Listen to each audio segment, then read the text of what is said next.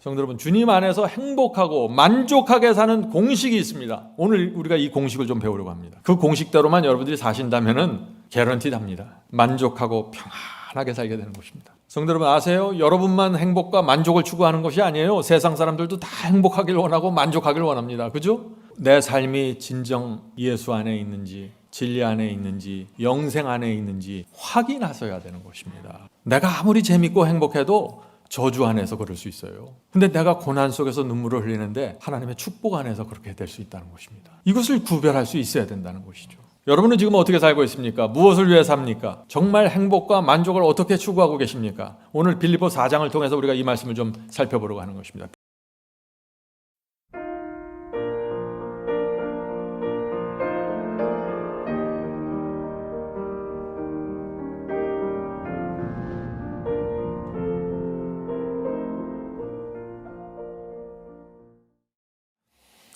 오늘 나눌 말씀은 어떤 상황에서도 만족하는 신앙이죠.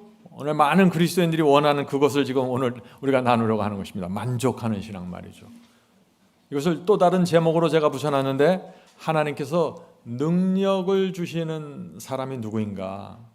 하나님께서 능력을 주셔서 능력 있는 신앙, 이 정체가 뭔가, 어떤 상황에서도 만족하는 것이 능력을 받는 신앙이라는 것입니다. 오늘날 교회 다니는 분들을 두 그룹으로 나누면은 만족하는 사람과 만족하지 못하는 사람들로 나눠집니다. 정말 근데 안타까운 건 뭐예요?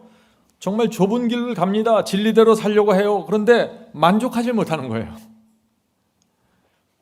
이 좁은 길은 확신과 감사로 가는 길인데 만족이 없으면은 이 길을 끝까지 갈 수가 없어요. 이건 모든 사람들이 마찬가지입니다. 참 이상합니다. 교회도 정말 열심히 다니고 말씀도 잘 순종하려고 해요. 그리고 그 삶을 보면 부족한 것이 없어 보여요. 그런데 만족하지 못하는 거예요. 그분과 나눠서 대화해보면 만족이 없어요. 근데 어떤 분들은 또 보면은 제가 보기에 정말 많이 망가져 있어요. 만족할 수 없는 상황입니다. 그런데 거기서 만족하면서 또 살게 되는 것입니다. 이 둘의 차이가 어디서 생길까요? 제가 한번 질문을 드립니다. 어떻게 하면은 항상 만족하며 항상 감사하는 신앙으로 들어갈 수 있을까 하는 질문입니다. 어쩌다 한 번 감사하는 게 아니라, 어쩌다 한 번 만족하는 게 아니라 항상입니다. 성경은 항상을 요구하고 있는 것입니다. 항상. 그래서 우리가 이걸 배워야 되는 것입니다. 이 질문에 대한 대답을 갖고 있어야만 하나님께서 인도하시는 이 좁은 길을 감사와 기쁨으로 갈 수 있다는 것입니다. 굉장히 중요한 말씀이죠. 먼저 말씀드리고 싶은 것은 항상 감사하고 항상 만족하려면요, 저주와 축복을 잘 구분하셔야 돼요. 지금 내게 오는 것이 저주인지 축복인지 구별을 할 수 있어야 된다는 것입니다. 성도 여러분, 지금 내 눈에는 저주처럼 보이는데 축복일 수 있다는 것입니다. 지금 당장은 축복처럼 보여요. 모든 것이 잘 돼가는 것처럼 보입니다. 뭐가 남아요. 그런데 저주가 될 수 있다는 것입니다. 이것을 분간을 정확하게 하면은 길을 잃어버리게 되는 것입니다. 어떤 분은 하나님께서 주시는 지금 축복인데, 지금 하나님께서 그분에게 축복을 주고 있는데 저주인 줄 알고 자꾸 슬프고 낙담하고, 하나님 어쩌 이럴 수가 있습니까? 나한테 이렇게 한다는 것이죠. 또 어떤 경우에는 저주예요. 그런데 축복인 줄 알고 감사 헌금 드리고 있어요. 이럴 수가 있다는 것입니다. 그래서 오늘 이런 일들이 교회 안에 생기고 각 사람들에게 일어나는데, 우리가 이것을 어떻게 들여다보고 어떻게 구별할 수 있어야 되는가, 오늘 설교가 이 문제를 다루고 있습니다. 이것을 알면은 항상 감사하고 항상 만족할 수 있습니다. 다윗의 아들 압살롬 아시죠, 여러분들? 압살롬, 그는 아버지 다윗을 죽이려고 한 그런 사람입니다. 그런데 성경이 이 압살롬에 대해서 아주 특별한 표현을 합니다. 사무엘하 14장 25절입니다. 사무엘하 14장 25절. 온 이스라엘 가운데서 압살롬같이 아름다움으로 크게 칭찬받는 자가 없었으니 그는 발바닥부터 정수리까지 흠이 없음이라. 압살롬에 대해서 이런 칭찬이에요? 이런 말씀 본 적 있으세요? 누가 봐도 축복의 모습입니다. 아름다움 때문에 크게 칭찬받았어요. 발바닥부터 정수리까지 흠이 없다고 했습니다. 그의 긴 머리털은 자랑과 명예의 상징이었어요. 그래서 머리털을 날리면서 말을 타고 다니고 이 아름다운 압살롬의 모습을 보면 이스라엘의 여인들이 정말 마음이 뜨거워졌을 그런 청년입니다. 그런데 이 압살롬이 어떻게 되었습니까? 노새를 타고 가다가 그 머리카락이, 그 긴 멋있는 머리카락이 상수리 나무에 휘말리면서 나무에 매달리게 됐고 창에 찔려 죽었습니다. 성도 여러분, 이 압살롬이 만약에 다윗의 아들로 태어나서 이렇게 발바닥부터 정수리까지 흠이 없는 자라는 평판을 들었을 때 이스라엘 모든 사람들이 압살롬은 큰 축복을 받았다고 생각했을 것입니다. 그런데 그것이 저주가 되었습니다. 압살롬이 만약에 다윗 왕의 가문에서 태어나지 않고 저 시골의 조그만 곳에서 태어나서 가난하게 살다가 평범하게 살았으면 어떻게 됐을까요? 인간의 눈에는 저주로 보이는데 주님 안에서는 축복이 될 수 있는 것입니다. 축복인 줄 알고 내가 이 길을 선택했어요. 이건 뒷면에 하나님의 축복같이 보인다 하고 내 눈에 그렇게 보여서 그것을 선택했어요. 그런데 그게 결국 저주의 길이 될 수 있다는 것입니다. 참 이상해요. 똑같은 길을 선택하는데 그 길이 어떤 사람에겐 저주가 되고 어떤 사람에겐 축복이 된다는 것입니다. 하나님께서 주시는 것도 있지만 내가 선택하는 것도 굉장히 많이 있어요. 그래서 제 인생을 돌아다 보면요, 제 삶 속에서도 여러 일들이 저주처럼 다가왔어요. 정말 힘들었습니다. 그것 때문에 고민하고 눈물을 흘리고 기도했어요. 그런데 시간이 지나가면서 아니 이게 저주가 아니었어? 축복이었어? 이렇게 깨닫게 된 때가 여러 번 있었다는 것입니다. 세상 사람들 눈에는 저주이고 불행처럼 보이지만 그리스도에는 감사와 만족을 누릴 수 있게 됐다는 것입니다. 우리가 이것을 배워야 한다는 것입니다. 감사와 만족의 신앙을 모르면은요, 제가 아까 말씀드렸죠, 이 좁은 길을 확신을 갖고 끝까지 갈 수 없습니다. 성도 여러분, 참 이것은 여러 면에서 적용이 됩니다. 어떤 사람이 죄를 범하면 어떻게 됩니까? 어떤 땐 조용히 나만 그 죄를 알고 몰래 지나가기를 원하게 되겠죠. 창피하니까. 그런데 어떤 땐 그렇게 되질 않아요. 사람들 앞에 공개가 됩니다. 아브라함이 아내를 누이라고 속였을 때 다 공개됐잖아요. 부인도 알게 됐고 가족도 알게 됐고 종들도 다 알게 됐어요. 세상에 그런 망신살이 어디 있어요? 그건 큰 저주처럼 느꼈을 겁니다. 그런데 그 저주가, 그 창피함이, 그 굴욕이 아브라함의 생애 속에 놀라운 신앙으로 또 이어져 간다는 것입니다. 그래서 내 죄가 뼈아픈 결과를 갖게 되고 내 잘못이 사람들 앞에 공개가 되고 그럴 때 참 창피하고 자존심 상하고 이 죄 때문에 내가 저주를 받았구나, 그렇게 생각할 수 있습니다. 그런데 그 저주가 축복으로 전환이 되는 것입니다. 왜요?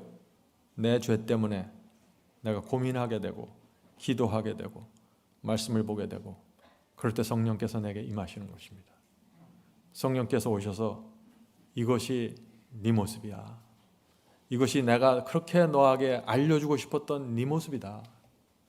이것이 네 성품이야. 그럴 때 제가 주님께 매달리게 되는 것입니다. 그럴 때 우리가 가난한 심령을 갖게 되는 것입니다. 그럴 때 우리가 심령이 가난한 자는 복이 있나니 천국이 저희 것이며 라는 이 말씀을 이해하게 되는 것입니다. 성도 여러분, 마음이 가난해야 주님을 만나게 되는 것입니다. 내가 죄를 범하고 고민이 되고 고통이 있으니까 마음이 가난해지는 것입니다. 그래서 내게 오는 고민과 고통과 고민이 저주처럼 보이지만 내게 큰 축복이 될 수 있다는 것입니다. 이것이 성령의 역사에 의해서 전환이 되면 말이죠. 병에 걸리니까 마음에 가난해지는 것입니다. 이 땅에서 외롭고 힘들고 어려우니까 주님을 사모하게 되고 그리스도의 재림을 기다리게 되는 것입니다. 그래서 이 땅에서 나그네로 살아가는 거예요. 여러분들이 원하는 대로, 여러분들이 기도하는 대로 다 응답받고 산다면은 마음이 가난해지지 않습니다.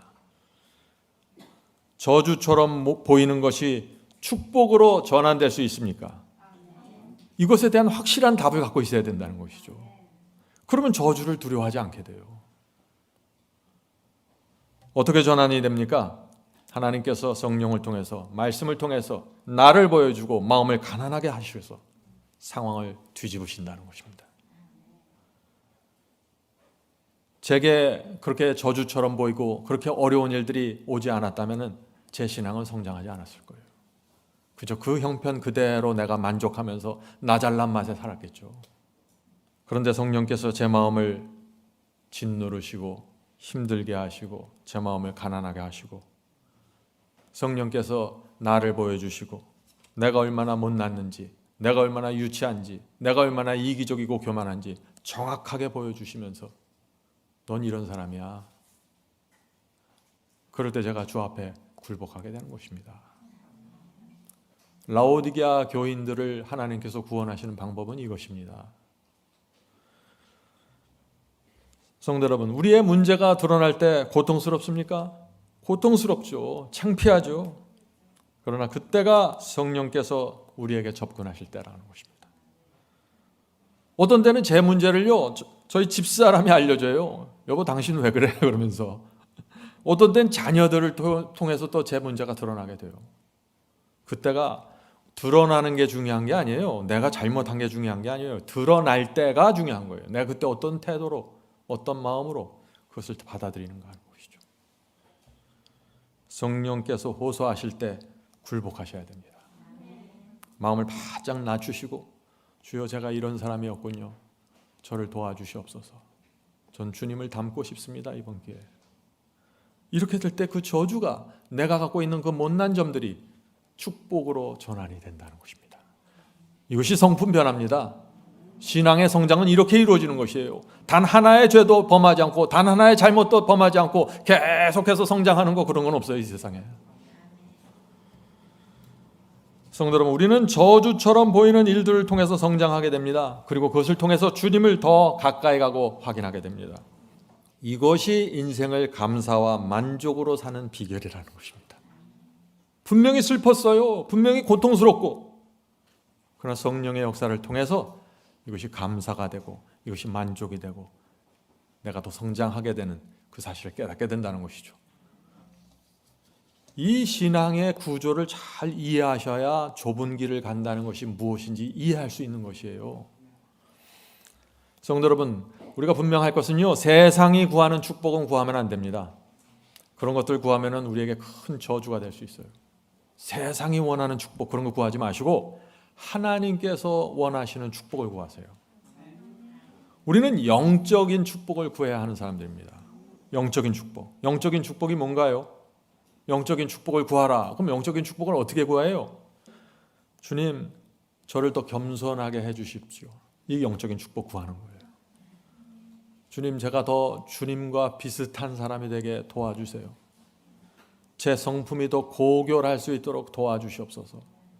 제 인격을 이런 상태에 놔두지 말고 고상하게 들어 올려 주시옵소서. 이것이 다 영적인 축복을 구하는 기도예요. 여러분들의 기도 속에 이 영적인 축복을 지금 얼마나 구하고 있습니까? 이것을 구하면은요, 나머지 문제는 따라와요. 나머지 필요한 것들은 다 하나님께서 채워주세요. 하나님께서 가장 듣고 싶은 기도와 가장 주고 싶은 축복이 바로 이 기도입니다. 날마다 이 기도를 하시면서 사시는 분들은 변화가 무엇인지 알게 되고 감사와 만족의 생애를 살게 될 것입니다. 네. 오래전에 어떤 아주 10대 청년이 있었습니다. 이 청년이 암에 걸렸습니다. 얼마나 고통스러웠을까요? 그 어린 나이에 말할 수 없는 고민과 두려움 속으로 들어갔습니다. 그런데 그 청년이 그 괴로움 속에서, 고민 속에서 하나님의 말씀을 읽기 시작했습니다. 또 참된 복음을 전하는 그 설교를 접하기 시작했어요. 삶이 개혁이 됐습니다. 심령이 새롭게 거듭났어요. 정말 놀라운 변화가 생겼습니다. 얼마 전까지만 해도 다 죽어서 그 불만과 인생에 대한 한을 그냥 토로하는데 정신이 없었던 청년이었는데 이제 더 이상 이 청년은 어린아이가 아니었습니다. 성숙하고 영적인 깊이를 가진 그리스도인이 되었습니다.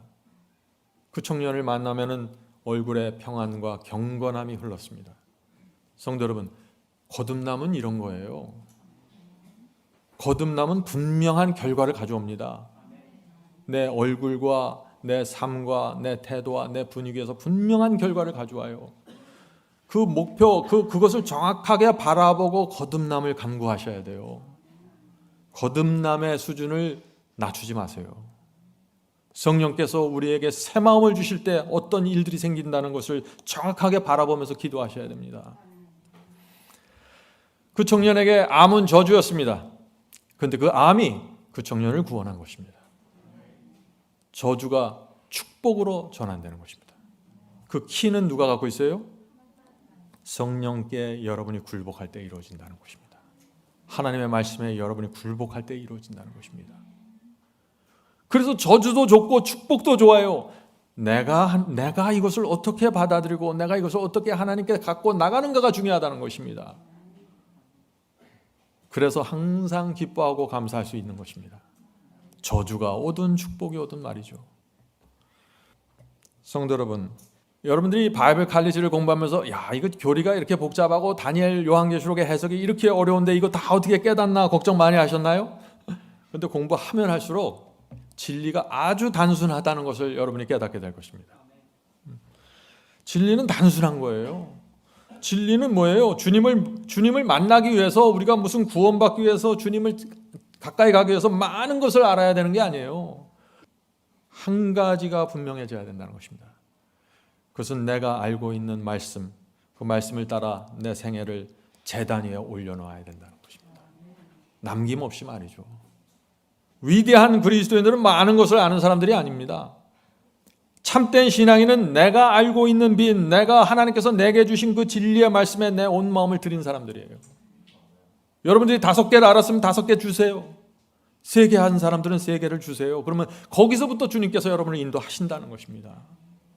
많이 아는 것이 아니라 내게 주어진 이 빛에 온전히 내 마음을 드리고 굴복하는 것입니다.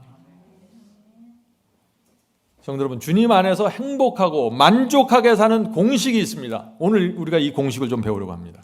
그 공식대로만 여러분들이 사신다면 개런티답니다. 만족하고 평안하게 살게 되는 것입니다. 제가 말씀드렸죠. 이 행복하고 만족한 삶에는 많은 공부, 많은 재산이 필요한 게 아니에요. 좋은 가정, 명문학교도 필요 없어요. 그런 거 다 필요 없어요. 행복과 만족한 삶을 살려면 딱 2가지만 있으면 돼요. 2가지가 뭐예요? 하나님께서 주시는 진리를 단순한 마음으로 받고 순종하십시오. 온전한 마음으로 믿으세요. 그리고 그것을 내 온 생애로 부둥켜 안고 살아가세요. 이게 첫 번째입니다. 2번째는 성령께서 내 마음에 그때그때 호소하고 인도하실 때마다 그것을 겸손하게 붙잡고 성령을 의지하고 따라가세요. 이 2가지만 여러분의 생애 속에서 이루어진다면 여러분은 감사와 확신으로 살아가게 되고 행복한 삶을 살 수 있습니다.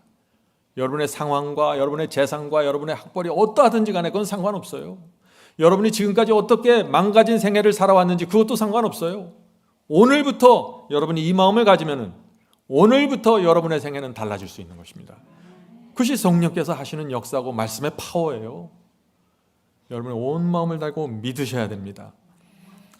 성도 여러분 아세요? 여러분만 행복과 만족을 추구하는 것이 아니에요. 세상 사람들도 다 행복하길 원하고 만족하길 원합니다. 그죠? 세상 사람들이 그런데 행복과 만족을 추구하는데 다른 공식으로 추구해요. 오늘 제가 말씀드렸죠? 행복과 만족을 하는 2가지 키를 제가 말씀드렸습니다. 이 공식대로 가야 된다고. 그런데 세상이 가는 방식은, 세상이 원하는 공식은 따로 있어요. 그건 이거예요. 먼저 세상이 원하는 공식은 좋은 학교를 들어가야 되죠. 좋은 직장을 잡아야 되고 멋진 신랑이나 신부를 만나야 됩니다. 좋은 집에 살아야 돼요. 은퇴한 후 아주 안락하게 살아야 됩니다. 멋지게 여행 다니다가 그러다가 죽을 때는 고통 없이 죽어야 돼요. 이것이 세상 사람들이 원하는 완벽한 행복의 플랜이에요. 그죠? 다 이거 원하잖아요 지금. 은퇴할 때, 은퇴하고 나면은 저 동해 저쪽 남해에다가 요트 띄워놓고 조개주비 하면서 그렇게 시간을 보내다가 고통 없이 죽길 원하잖아요 다. 그것이 세상 사람들이 생각하는 완전한 플랜 아니에요. 그런 게 아니라는 것이에요. 그런 게 아니에요. 내 삶이 진정 예수 안에 있는지, 진리 안에 있는지, 영생 안에 있는지 확인하셔야 되는 것입니다. 내가 아무리 재밌고 행복해도 저주 안에서 그럴 수 있어요. 근데 내가 고난 속에서 눈물을 흘리는데 하나님의 축복 안에서 그렇게 될 수 있다는 것입니다. 이것을 구별할 수 있어야 된다는 것이죠. 여러분은 지금 어떻게 살고 있습니까? 무엇을 위해 삽니까? 정말 행복과 만족을 어떻게 추구하고 계십니까? 오늘 빌립보 4장을 통해서 우리가 이 말씀을 좀 살펴보려고 하는 것입니다. 빌립보 4장이 나오는 말씀 한 절 한 절 읽으면서 참된 행복과 만족으로 가는 길 보겠습니다. 빌립보 4장 13절부터 보겠습니다. 빌립보 4장 13절 여러분들이 다 아는 말씀이죠. 모든 그리스도인들이 이걸 원합니다. 내게 능력 주시는 자 안에서 내가 모든 것을 할 수 있느니라. 얼마나 기가 막혀요. 이게 가능하니까 써놓은 거지 뭐 가능하지도 않은데 이렇게 써놨겠어요 바울이? 가능한 거예요. 방법을 알아야 된다. 이거 방법을. 제가 질문을 먼저 드리고 시작하겠습니다. 어떻게 하면 내게 능력 주시는 자 안에서 내가 모든 것을 할 수 있을까요? 바울이 이것을 대답을 한다 이거예요. 빌립보 4장에서 바울이 분명한 방법을 제시하는데 이 바울이 내놓는 이 말씀을 우리 생애에 적용하면은 어떻게 돼요? 고통 끝, 행복 시작입니다. 예. 자, 바울이 4단계로 설명합니다. 4단계. 자, 첫 번째 단계가 뭐예요? 감사입니다. 빌립보 4장 6절 아무것도 염려하지 말라 오직 모든 일에 기도와 간구로 너희 구할 것을 감사함으로 하나님께 아뢰라. 자, 여기서 염려라고 그랬는데 염려를 원어로 보면 염려로 가득 찬 이란 뜻이라고 해요. 염려로 가득 차 있어요. 근데 이 성경에서 말하는 염려는 세상에서 말하는 염려하고 다릅니다. 성경에서 이 말하는 염려는 너희들이 네 자신을 의지하기 때문에 생기는 쓰라린 근심, 그것을 염려라고 하는 것이에요. 성경이 말하는 염려가 뭐예요? 나를 의지해서 살 때 생기는 염려, 그것을 성경이 말하는 염려예요. 하나님을 의지하면서 살다가도 염려가 있을 수 있나요? 염려가 있을 수 있죠. 그러나 그것은 이 염려하고 다르다는 것이죠. 그것은 나를 겸손케 하고 나를 하늘로 인도하게 하는 필요적절한 고난이라고 보는 것입니다. 자, 아무것도 염려하지 말라. 염려하지 말라는 말이 그러니까 뭐예요? 너희 자신을 의지하지 말고 하나님을 의지하라는 것이에요. 성경에서 염려하지 말라, 하나님을 의지하라는 말과 동의어예요. 그러니까 하나님을 의지하지 않으면 염려에서 빠져나올 수 없다는 것입니다. 상황이 어떻게 풀릴지 모르지만 하나님을 의지하고 믿음으로 감사함으로 기도하라. 이것이 바울의 말씀이에요.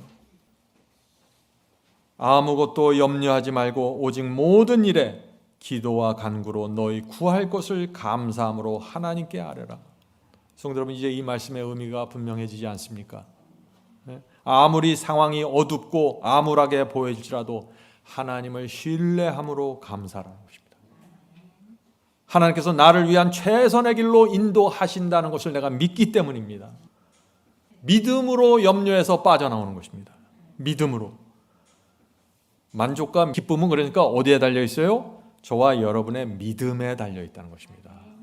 무엇을 믿어요? 하나님을 믿는 것이에요. 돈을 최고라고 믿으면 돈이 들어와야 감사하고 만족이 생기죠. 그렇죠? 돈이 빠져나가면 그 다음부터 불안해지기 시작해요. 왜? 돈을 믿고 있었으니까. 그래서 돈을 믿는 사람은 계속 돈이 들락날락 거릴 때마다 계속 염려해요. 돈을 믿고 있으니까. 또 칭찬과 명예를 중요한 것으로 이렇게 믿고 있으면 어떻게 돼요? 칭찬을 받고 명예가 생겨야 기쁨이 생기고 사는 맛이 나는 거예요. 또 사람들의 인정을 중요하게 믿으면 어떻게 될까요? 늘 사람들의 주변에 눈을 의식하면서 살게 됩니다. 내가 인정을 못 받으면 또 슬퍼져요. 인생이 감사하지 않고 만족이 없습니다. 또 사람들의 박수를 받고 인정받기 시작하면 그때 또 인생의 살맛이 나기 시작해요. 믿음이 어디에 가 있냐 이거. 믿음이, 내 믿음이 하나님의 눈을 보지 않고 사람의 눈을 보면서 살면은 우리의 인생은 계속해서 요동칩니다. 성도 여러분, 우리가 무엇을 믿고 사는가에 따라 행복과 만족이 결정돼 버립니다. 하나님을 믿으면 어떻게 돼요? 아무것도 염려하지 말고 감사함으로 너희가 필요한 것을 구해. 그럼 하나님께서 알아서 응답하실 거야. 이 얘기예요. 지금 하나님께 대한 온전한 신뢰와 믿음입니다. 이 안으로 들어가면은 진리 안에서 완전한 자유를 누리게 돼요. 누가 나를 인정하든지 인정하지 않든지, 이번 달에 뭐 집값이 떨어졌든지 오르든지 전혀 이런 데서 벗어나게 되는 거예요. 자, 이렇게 오직 감사함으로 하나님을 믿고 기도하면 두 번째 단계로 넘어가게 된다는 것입니다. 첫 번째 단계가 있어야 두 번째 단계가 있는 것입니다. 이걸 잘 이해하셔야 돼요. 첫 번째 단계 없이 두 번째 단계로 막 들어가려고 하는데 그거 안 돼요. 두 번째 단계 뭡니까? 7절입니다. 그리하면, 그렇죠? 모든 일에 감사로 기도하면, 그리하면 모든 지각에 뛰어난 하나님의 평강이 그리스도 예수 안에서 너희 마음과 생각을 지키시리라. 아무리 염려가 많아도 하나님을 믿고 감사함으로 기도하면 그 다음에 뭐가 와요? 평강이 온다는 것입니다. 첫 단계가 없이 평강만 구하려고 하지 마세요. 첫 단계가 있어야 두 번째 단계가 있는 것입니다. 마음과 생각이 염려로 가득 차 있다고 할지라도 나를 사랑하시는 그 하나님을 신뢰하고 감사로 기도하면 우리 마음과 생각이 지켜진다는 것입니다. 무엇으로? 평강으로 지켜진다는 것입니다. 흔들리지 않게 된다는 것입니다. 우리가 지금 무엇을 배우고 있나요? 만족과 기쁨으로, 감사로 이 세상을 살아가는 방법을 말하는 것입니다. 그런데 어쩌다가 한 번이 아니라 항상 여기에서 하나님께서 능력을 주시는 신앙의 비결이 나온다는 것입니다. 성도 여러분, 필요한 것이 있으면 하나님께 구하세요. 네? 구하십시오. 그런데 감사로 구하시라는 것이에요. 왜 우리가 감사로 구할 수 있어요? 믿기 때문에 감사로 해요. 나를 최선의 길로, 나의 인생의 최선의 길로 인도하신다는 하나님의 신뢰가 있기 때문에 믿음으로 감사로 기도할 수 있는 것입니다. 기도하셨으면 어떻게 돼야 돼요? 하나님께 맡기셔야죠. 하나님께서 알아서 나를 인도하실 것이라는 믿음, 하나님께서 알아서 내 자녀를 인도하실 것이라는 믿음, 하나님께서 알아서 내 재정을 움직이신다는 믿음, 이 믿음 때문에 평강이 오는 것입니다. 내가 문제를 해결해서 평강을 찾는 게 아니에요. 성도 여러분, 내 생각, 내 판단, 내 꾀, 내 계획으로 살아가면요, 항상 상황이 움직이고 꼬일 때마다 불안하고 두렵습니다. 제가 살아오면서 그걸 너무나 많이 경험했어요. 그렇게 살지 마세요. 그것은 슬픈 생애고 참 내 인생 내가 망가뜨리는 생애입니다. 하나님의 뜻이 무엇인지 살피세요. 그리고 그 뜻을 붙잡고 사세요. 그럼 어떻게 돼요? 아무리 어려운 일이 있어도 하나님께서 알아서 하시겠지. 나는 지금 하나님의 뜻을 붙잡고 갖고 있기 때문에. 그런 사람의 마음에 무엇이 있어요? 평강이 있다는 것입니다. 평강이. 사람들은 이렇게 말하죠. 아니 어떻게 염려하지 않을 수 있습니까? 우리가 로봇가 아닌데 어떻게 위기의 상황에서 우리가 평안을 누릴 수 있습니까? 하는 질문을 계속해서 던집니다. 우리의 평안이 어디에 있나요? 하나님을 신뢰하기 때문에 생기는 것입니다. 이걸 잊지 마셔야 돼요. 제가 이런 질문을 던지면 여러분들 이제 로봇처럼 대답하셔야 돼. 우리 머릿속에 진리가 인이 박혀야 돼요. 하나님께서 우리를 어떻게 인도하시고 어떻게 평안을 주시고 어떻게 우리를 평강 속에서 지켜내시는지 이 공식이 머릿속에 딱 들어가 있어야 된다는 거예요. 나를 위해서 십자가에서 돌아가신 그리스도, 나를 나보다 더 사랑하시는 그리스도, 내 자녀를 나보다 더 염려하시는 그리스도께 맡기는 것입니다. 그리고 염려하지 않고 평강 속에서 살아가는 것입니다. 이렇게 될 때 사람들이 기이한 눈으로 바라보는 것이에요. 저 사람은 저주를 받았는 줄 알았는데, 저 사람은 인생에 큰 문제가 생긴 게 틀림없는데 어떻게 저렇게 믿음과 평강 속에서 살아갈 수 있을까? 바로 그 모습이 하나님께서 우리를 통해서 보여주고자 하는 모습이에요. 이 세상에. 세상이 걱정할 때 나도 걱정하고 세상이 눈물 흘릴 때 나도 눈물 흘리고, 그 무슨 차이가 있어요 그게? 성도 여러분, 조심해야 됩니다. 나를 생각하고 내 계획을 생각하고 내 입지를 생각하고 내 앞날을 생각하고 나를 계속해서 생각하면 불안해져요. 내 미래에 집중하게 되면 금방 평강을 잃어버립니다. 제가 이제는 나이가 들어서 그런 일은 안 생기지만은 20대 후반, 30대 초반에 그런 일이 많았어요. 제 미래를 생각하면, 제가 그때 시골에서 있었는데 이 시골에서 내 미래를 생각하면 미래가 안 보여요. 너무나 어두웠어요. 두려움과 뭐라 그래요? 불안함, 불안정함이죠. 아무것도 개런티 되지 않는 것처럼 그런 상황 속에서 아침에 말씀을 읽으면 믿음이 충천하게 올라오는데 오후가 되면 쫙 가라앉으면서 불안과 두려움과 쫙 머리 위부터 쫙 내려와서 발끝까지 가는 것 같아요. 그러면 짜증이 나고 불안해지고 말이 거칠어지고. 왜 그래요? 하나님께 대한 믿음이에요. 하나님께 대한 믿음을 잃어버린 거예요. 그때 하나님께서 나를 가장 불쌍히 보시고 내 인생을 위해서 가장 완전한 계획을 세우시고 나를 인도하고 계셨은 그때 제가 하나님을 믿지 못하고 뭘 믿은 거예요?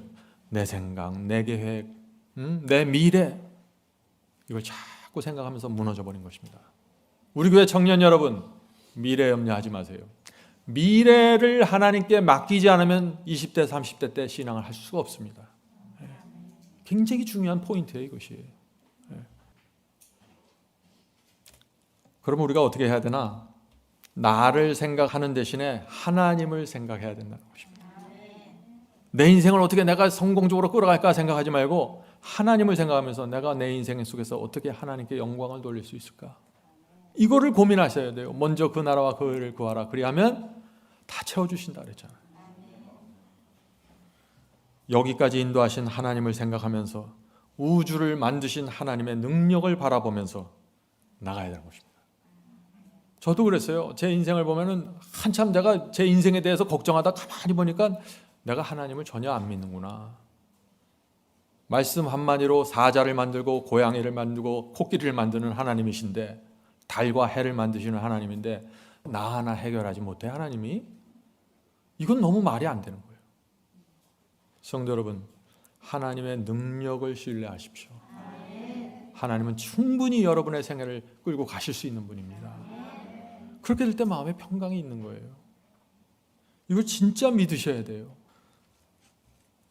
염려와 걱정 속에서 하나님을 신뢰하고 감사로 기도하면 그 다음에 뭐가 온다 그랬죠? 마음의 평강이 깃든다고 했습니다. 그렇게 마음의 평강이 오면은 그 다음에 세 번째 단계로 넘어갑니다. 세 번째 단계가 뭔지 아세요? 경건이에요. 경건. 많은 분들이 첫 번째 단계, 두 번째 단계 뛰어넘어서 경건하게 살려고 노력하다가 다 무너져 버려요.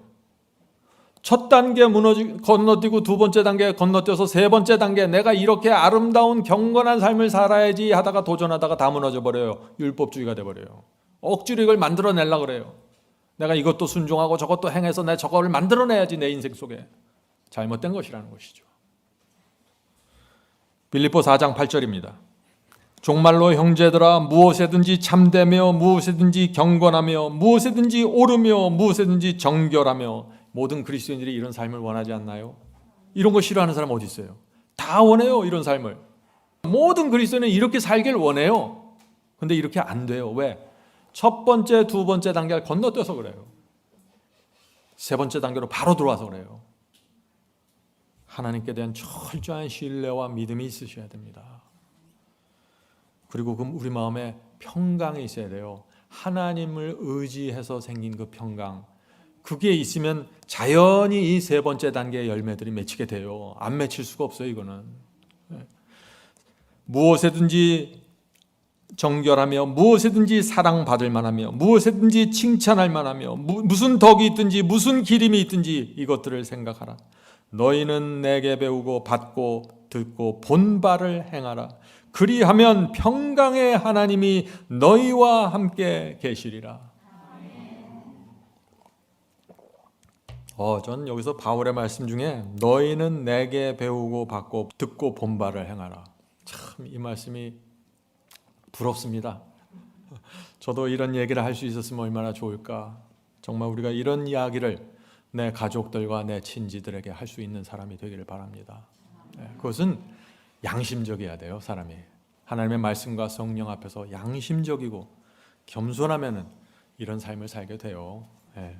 자, 세 번째 단계 경건이죠. 하나님을 믿으면 어떻게 돼요? 우리 마음에 평안이 있다고 했습니다. 평안하면은 오늘 이 8절에 나오는 이런 경건한 모습과 생애와 성품이 이루어지게 된다는 것입니다. 근데 제 문제는 뭐였어요? 아까 말씀드렸죠. 이 세 번째 단계 직접 도전한 거예요. 무엇이든지 참되고 경건하게 살아야 내가 구원받는구나. 구원받아야지 내가. 이렇게 생각하는 거예요. 무엇이든지 정결해야지 내가 14만 4천이 되는데 그래서 거기에 도전하는 거예요. 많이 좌절했습니다. 하나님께서는 하나님과 진짜 살아있는 관계를 원하세요. 내가 너희를 신뢰하고 믿는 것처럼 너도 나를 신뢰하고 믿어줘야 돼. 이럴 때 하나님께서 우리 생애 속에 역사하시면서 이 세 번째 단계 속에 풍요롭게 인도해 주세요. 마음이 넉넉하고 평안해야 경건의 열매가 맺힙니다. 큰 미래에 대해서 불안하고 생활에 대해서 불안하고 염려하고 자녀 걱정, 뭐 걱정하는데 어떻게 이런 열매들이 맺힐 수 있겠어요? 맺히려고 하면은 염려가 들어와서 콱 나를 잡아버리는데 마음이 초조하고 근심 걱정이 차 있으면은요 이 경건한 신앙이 안 됩니다. 그건 제가 해봐서 알아요. 여러분의 경건이 무너져 있잖아요. 이상하게 경건한 생활이 안 된다. 참 아름다운 성품이 안 된다. 첫 번째 단계부터 다시 가셔야 돼. 첫 번째 단계가 무엇인지, 두 번째 단계가 무엇인지 이게 회복이 되면은 이 세 번째 참된 경건은 살아납니다. 자연히 살아나게 돼 있어요. 이 첫 번째, 두 번째 단계가 여러분의 마음과 생애 속에서 이루어지지 않으면 자꾸 예민해져요. 성격이. 자꾸 상처 쉽게 받고 감정적이 되고 조금만 문제 있으면 흔들립니다. 풍요롭고 확고함이 없어져요. 여러분들 이걸 잘 아셔야 돼요. 우리는 다 이걸 배워가는 사람들이에요. 부끄럽게 생각할 거 없어요. 전 지금도 배우고 있어요. 오늘 말씀을 통해서 성령께서 여러분 각자의 문제를 다 아실 겁니다. 어떤 사람은 이런 문제, 어떤 사람은 첫 번째 단계의 문제가 생겼고 어떤 사람은 두 번째 단계. 다 단계 문제가 있는데 각 사람에게 문제를 살펴주시고 진단하실 때 여러분들이 겸손하게 그것을 받게 되길 제가 간절히 바랍니다. 하나님을 믿으세요. 하나님을 정말 온 마음으로 믿으면 그 마음에 하늘의 평강이 찾아옵니다. 그런 사람은 생각하고 계획하고 말하는 것이 경건하게 돼 있어요. 하나님의 말씀 안에서 이루어지게 돼 있습니다. 이것은 열매이기 때문에 그런 것입니다. 이걸 만들어내거나 조작하려고 하지 마세요. 위선이에요. 그렇게 해서 될 일도 아니에요. 이것이.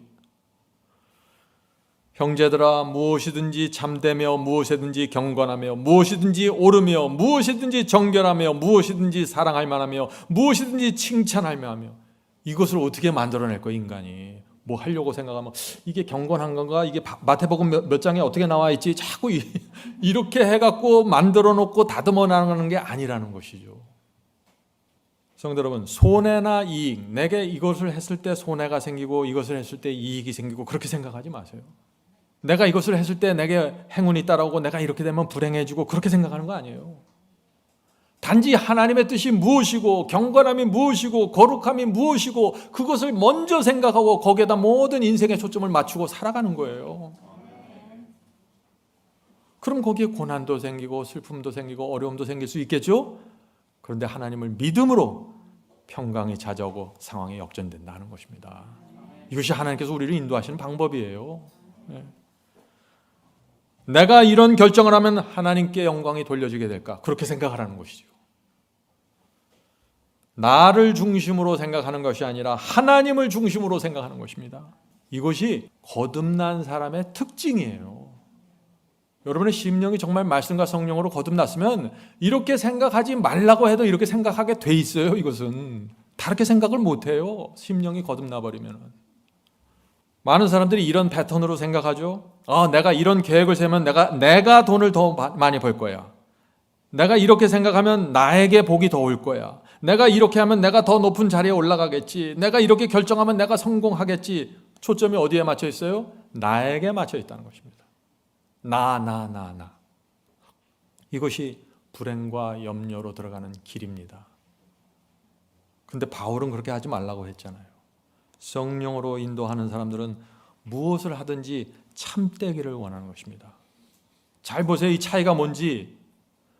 한쪽에서는 결과에만 맞춰서요. 이렇게 해야 돈이 많이 벌리고 이렇게 해야 행복이 찾아오고 이렇게 해야 뭐가 오고, 또 한쪽에서는 과정에 초점을 맞춘 사람입니다. 내가 어떻게 해야 참되지? 내가 무슨 결정을 해야 경건한 결정이지? 전부 과정과 동기와 의도에 맞춰져 있는 거예요. 이것이 거듭난 자의 특징이에요. 선교의 결과에 제가 초점을 맞추고 하는 게 아니에요. 선교를 위해서 내가 어떤 과정을 밟아야 되지? 영혼을 구원하기 위해서 내가 어떤 복음을 전해야 되지? 결과는 하나님께서 하시는 거고, 여러분들도 삶 속에서 마찬가지라는 것입니다. 내가 비즈니스 어떻게 해야지 잘 될까? 과정에 집중하세요. 내 사업을 먼저 하나님께 바치시고 그 과정에 집중하세요. 그러면 하나님께서 결과를 만들어내신다는 것입니다. 이 세상의 삶은요, 내 생각대로 움직여지지 않아요. 아무리 나나 하고 내가 계획 세워도 내 뜻대로 되는 거 하나도 없어요. 가만히 생각해 보세요. 아니, 나도 내 마음대로 안 되는데, 내 집사람도 내 마음대로 안 돼요. 내 자녀들도 내 마음대로 안 되고, 근데 누굴 내 마음대로 해요? 그건 안 되는 거예요. 처음부터 욕심이지. 그거는 내 생각대로 계획하고 내 힘으로 길을 열면서 열심히 살아가면요, 일은 될지 모르겠지만 하나님께서 주시는 평강은 사라집니다. 내가 정말 하나님의 뜻을 붙잡고 믿음으로 산다는 확신도 사라져버립니다. 그런데 그래서 제가 이렇게 살라고 여러분에게 권하는 것이에요. 하나님의 말씀을 살피고 하나님의 뜻대로 사십시오. 하나님의 진리가 뭔지 살피고 진리대로 사십시오. 그렇게 되면은 우리가 자연히 내 삶 전체가 이 세상을 위해서 사는 것이 아니라 하늘을 위해서 사는 거로 이렇게 꼴지어져 갑니다. 네. 주님만을 위해서 살게 돼요. 그렇게 살면은. 그런데 또 어떤 분들이 그런 얘기를 하죠. 목사님, 그런 식으로 살면 너무 힘들어지잖아요. 인생이 문제가 자꾸 생기고 손해도 보고. 이 세상 사람들보다 더 힘들게 살 수도 있습니다. 그러면 좀 어때요? 바울도 그렇게 살았어요. 바울도 많은 기회를 가졌던 사람입니다. 사내들인 회원으로 부와 학식을 다 누릴 수 있었던 위치에 있었던 사람이에요. 그러나 바울이 진리대로 살기로 선택했을 때 사람들의 눈에 볼 때 저주 같은 그런 삶을 살았어요. 근데 바울은 모든 것에 감사하면서 확신 속에서 그 생애를 살아갔다는 것입니다. 이것이 비밀이에요. 바울은 핍박받았습니다. 이름도 명예도 없는 사람이 되어버렸어요. 무엇이든지 참되며 무엇이든지 경건하며 무엇이든지 옳으며 무엇이든지 정결하게 살았습니다. 그렇게 살다가 가난하게 되었고, 그렇게 살다가 매맞고 고통당했고 순교당했어요. 그것이 하나님께서 바울을 보여주시는 거예요, 우리에게. 그럴지라도 바울은 흔들리지 않았다는 것입니다. 여전히 바울은 하나님을 신뢰하고 감사와 확신으로 하나님께서 자기에게 주신 그 길을 걸어갔다는 것입니다. 그래서 바울이 어떻게 되세요? 지금 기독교 전체가 바울을 존경하고 있잖아요. 어떻게 사시겠어요? 오늘 우리가 나눈 말씀대로 살아가면은요, 손해보는 것 같고 인정 못 받는 것 같고 그러죠? 그러나 여러분, 이런 길을 10년, 20년 걸어가면 어떻게 되는 줄 아세요? 여러분들 가족들이 여러분을 진심으로 존경하게 될 것입니다. 여러분의 아내와 남편이, 자녀들이. 나는 신앙이 없지만 우리 엄마는 정말 신앙인이네. 이렇게 될 거예요. 그러면 성공이에요. 그 나머지는 성령께서 내 가족들의 마음속에 호소하시고 인도하심으로써 그 사람들을 구원하실 것입니다. 자, 이제 네 번째 단계로 넘어가겠습니다. 네 번째 단계. 빌립보 4장 11절입니다. 내가 궁핍함으로 말하는 것이 아니라 어떠한 형편에 있든지 내가 자족하기를 배웠노니. 중요한 키워드죠. 자족하기를 배웠다. 내가 비천에 처할 줄도 알고 풍부에 처할 줄도 알아. 모든 일에 배부르며 배고픔과 풍부와 궁핍에도 일체의 비결을 배웠노라. 내게 능력 주시는 자 안에서 내가 모든 것을 할 수 있느니라. 내게 능력 주시는 자 안에서 모든 것을 할 수 있다. 이 신앙의 비결이 뭔지 아시죠? 지금 바울이 말씀한 겁니다. 내가 궁핍하든지 잘 살든지 못 살든지 자족한다는 것입니다. 자족. 배부르든지 배고픔이든지 어디 선진국에 살든지 후진국에 살든지 일체의 비결을 배웠다는 것입니다. 가난한 환경, 부유한 환경, 어느 환경에 내가 주어지든지 그 속에서 살아간다는 거예요. 뭐로? 만족과 평강으로. 이런 사람에게 뭘 주신다고요? 내게 능력 주시는 자 안에서 내가 모든 것을 할 수 있다. 왜요? 배웠기 때문입니다. 연단 받았기 때문이에요. 성장했기 때문이에요. 성장도 하지 않고 연단도 되지 않고 진리 안에서 정말 엎치락 뒤치락 거리면서 승리해온 그런 아무런 경험도 없는 사람들이 능력 주세요, 능력 주세요. 이거 완전히 잘못됐다는 얘기죠. 어떤 사람이 괴롭혀도 자족하고, 돈이 없어도 자족하고, 어떤 문제가 생겨도 하나님을 신뢰하고 감사하고, 그러면서 필요한 것이 있으면 구하고, 그리고 하나님께 맡기고 마음의 평강을 갖고, 그렇게 살아가는 것이 뭐예요? 자족이라고 말하는 것입니다. 자족. 그러니까 이 사탄이 바울을 흔들 수 있는 아무런 것이 없는 거예요. 건덕지가 없는 거예요. 모든 것에 자족하고 있기 때문에 그렇죠. 돈으로 흔들려고 하는데 부유함 속에서도 교만해지지 않고 그 안에서 하나님께 감사하면서 자족하고 살아요. 가난하게 만들어서 흔들려고 하는데 뼈 빠지게 가난한데도 하나님을 신뢰하고 감사하면서 자족하고 살아요. 뭘로 흔들겠어요, 바울을? 이것이 항상 범사에 감사하고 만족하는 신앙의 비결입니다.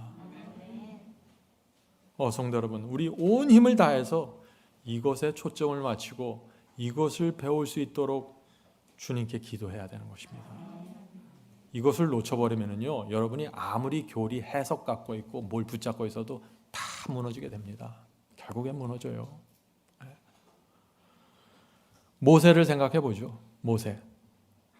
모세는 당시 최고의 대국이죠. 애굽 하면은 지금의 미국보다 더 강력한 나라였는지도 모르겠어요. 그 나라의 왕이 될 수 있는 자리에 있었던 사람입니다. 이 모세는 이 세상에서 얻을 수 있는 모든 부귀 영광을 다 얻을 수 있는 위치에 있었어요. 자기가 원하기만 하면 뭐든지 할 수 있었습니다. 애굽의 최고 자리에 올라갈 수 있었죠. 그런데 어떻게 했어요? 이 모세가 하나님을 위해서 노예가 됐어요. 상상이 되세요? 하나님을 위해서 내가 노예가 되겠습니다. 하나님께서 주신 이 진리 때문에 이 진리를 지키려면 노예가 돼야 되겠군요. 이런 결정을 하는 것입니다. 결정. 신앙은 결정입니다. 여러분의 결정 없이 아무것도 이루어지질 않아요. 성령께서 호소하시고 말씀으로 보여주실 때 계속해서 결정하면서 나가야 되는 것이에요.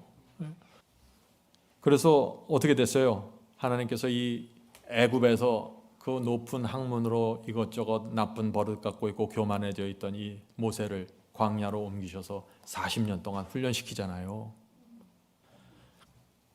그래서 훈련받기 위해서 40년 동안 광야에서 궁핍하게 살았습니다. 짐승들 뒤치다거리 하면서 말이죠. 이 모세가 뭘 배웠어요? 이 광야에서 어떤 상황에서도 주님을 믿고 신뢰하고 감사로 기도하는 것을 배웠다는 것입니다. 아무도 자기를 인정해 주지 않고 광야에서 동물들 뒤치다거리 하는데 누가 인정해 주겠어요? 그전에는 애굽의 궁전에 있을 땐 사람들이 다 자기를 보살펴 줬죠. 뭐 필요하다면 갖다 주고. 이젠 동물들 뒤치다거리 하는 거예요. 40년의 생애를 살면서 겸손하게 되었고 자족이 뭔지를 배웠습니다. 자족한다는 것이. 그래서 결국 하나님께서 이 모세를 들어서 영광스러운 자리에 올려놓잖아요. 또 하나님께서는 반드시 전환시키고 회복시키고 역전시키십니다. 전 제 인생에 그걸 많이 봐요. 모세 오경을 기록했죠. 성경의 가장 위대한 그리스도인 중에 한 분이 되었습니다. 자, 이제 질문을 드립니다. 모세가 어떻게 왕의 자리를 포기하는 그 결정을 할 수 있었을까 하는 질문입니다. 여기 모세보다 더 높은 분은 없잖아요. 모세가 포기한 그런 결정, 그 왕을 포기하는 그 결정을 모세가 어떻게 할 수 있었을까? 모세는 진리를 있는 그대로 본 거예요. 내가 이 세상에서 뭐 50년, 60년, 몇십 년 조금 편하게 살아봤자 아무 의미 없다. 그렇게 생각한 거예요. 하나님을 위해서 단 하루라도 하나님을 위해서 사는 게 가장 의미가 있다고 본 것입니다. 그리고 영원히 내가 사랑하는 그 주님과 영원히 하늘에서 함께 살 수만 있다면 이 왕의 자리가 뭐냐? 아무것도 아니다. 이렇게 생각하는 거예요. 성도 여러분, 이 세상에서 조금 더 잘 먹고 조금 더 좋은 집에 살고 아웅다웅 하는 것보다 영원한 행복을 바라보고 사세요.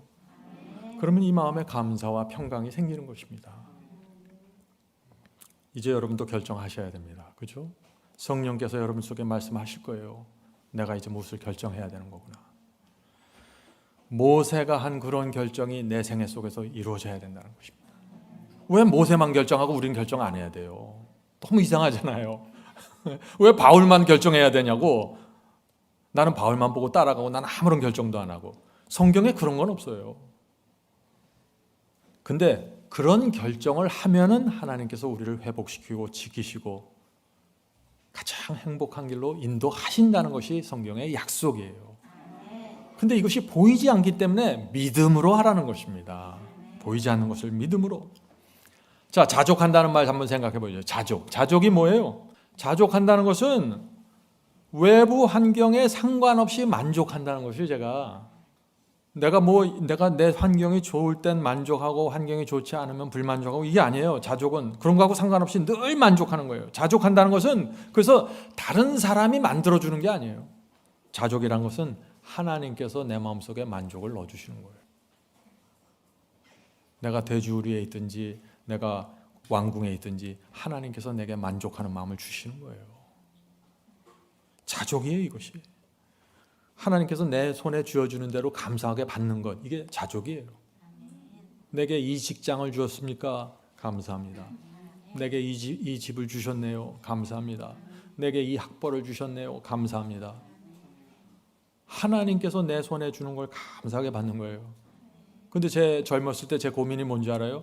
제 손에 준 건 보지 않고 남의 손에 준 걸 자꾸 들여다보면서 저게 왜 내 손에 안 들어올까? 여기서부터 무너지는 거예요. 대부분의 사람들이 그래요. 대부분의 사람들이. 하나님께서 100원 주면 100원에 만족하고 1000원 주면 1000원에 만족하는 사람. 그 사람이 그냥 만족하는 데서 끝나는 게 아니라 그 사람에게 하나님께서 능력을 주신다는 거예요. 지금 빌립보서의 기별은 그거예요. 너희가 만족하면서 재밌게 행복하게 살아라. 그게 아니에요. 하나님의 능력이 누구한테 임하는지 봐라. 그 얘기를 하는 거예요. 이 빌립보서의 기별은. 오늘 많은 그리스도인들이 능력 없는 신앙생활을 해요. 왜 그래요? 바울의 말씀이 빌립보에서 많은 이 말씀이 들어가질 않은 거예요.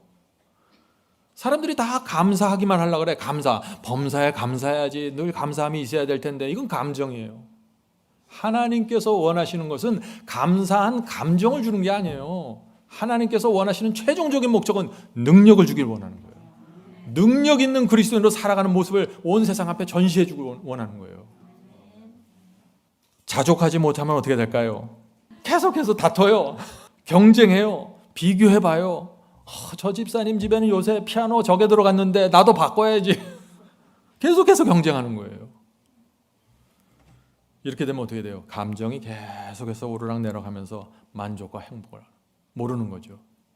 이런 신앙이 어떻게 능력이 있겠어요? 전혀 능력하고는 상관없는 거예요. 이거는 그냥 계명만 문자 그대로 지켜가는 거예요. 생명이 빠진 상태에서.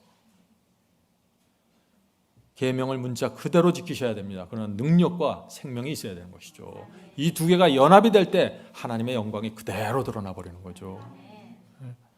어떤 상황, 어떤 형편에 있어도 만족할 줄 아는 사람, 자족할 줄 아는 사람에게 그런 사람은 하나님의 능력 안에서 모든 것을 할 수 있다는 것입니다. 근데 내 형편, 내 처지를 보면서 자꾸 불평하고 처지고 하나님 왜 이래요? 난 열심히 하려고 그러는데 자꾸 왜 이렇게 내 길을 막으세요? 이러면 어떻게 돼요? 능력을 못 주세요. 능력을. 그냥 주저앉아 있어야죠. 자족입니다. 어떤 상황에서도 하나님을 의지하고 복음을 전할 수 있게 되어야 합니다. 아무리 어려워도 자녀들에게 힘들다고 말하지 말아야 돼요. 왜냐하면 내가 자족할 수 있기 때문에 그런 것이죠. 자녀들에게 우리의 고민을 얘기할 수 있습니까? 얘기할 수 있습니다. 그런데 그것이 어떤 분위기에서 이루어지냐가 중요한 것이죠. 우리 자녀들이 볼 때 정말 자녀들 마음속에서도 걱정이 될 만큼 심각한 상황인데 아빠 엄마가 그 안에서 자족하고 만족하고 하나님께 믿음을 드리면은 가장 강력한 전도가 그때 이루어지는 것입니다. 그때 가장 강력한 성령의 역사가 내 자녀들의 마음속에서 이루어지는 것이에요. 하나님께서 이 자족하는 사람에게 능력을 주신다는 거 잊지 마세요. 견딜 수 있는 능력, 이길 수 있는 능력, 상황을 뚫고 나갈 수 있는 능력을 공급해 주시는 것입니다. 누구에게요? 자족하는 사람에게. 하나님께서 내게 주신 것에 만족하는 사람에게 능력을 주시는 것입니다.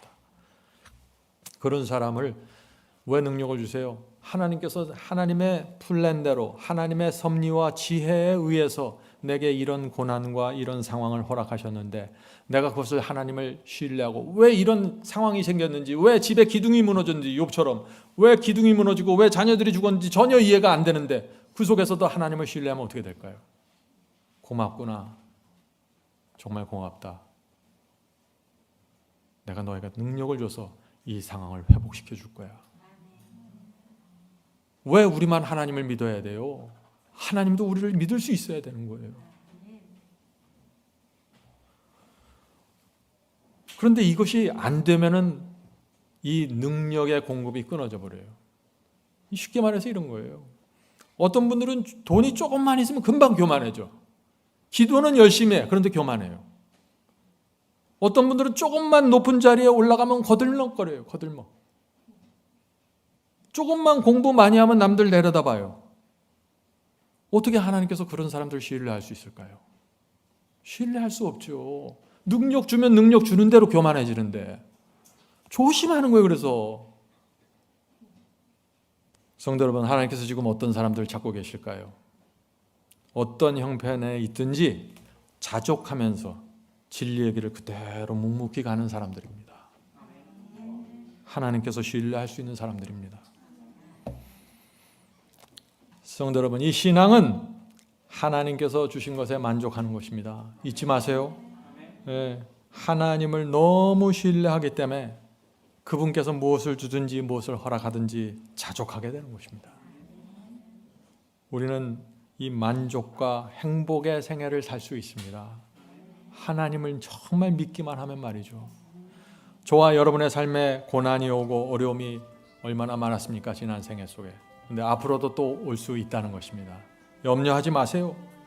그런 것들이 모두 합력하여 우리를 하늘로 인도하는 수단이 될 것입니다. 그런 것들 때문에 내가 겸손해지고 그런 것들 때문에 내가 내 자신을 보게 되고 그래서 더 성장하게 되고 주님께 더 가까이 가게 되고 그래서 모든 것을 할 수 있는 능력을 받게 되는 것입니다. 성령께서 우리 모두를 오늘 우리가 살펴본 이 신앙 속으로 인도해 주시길 제가 간절히 바랍니다.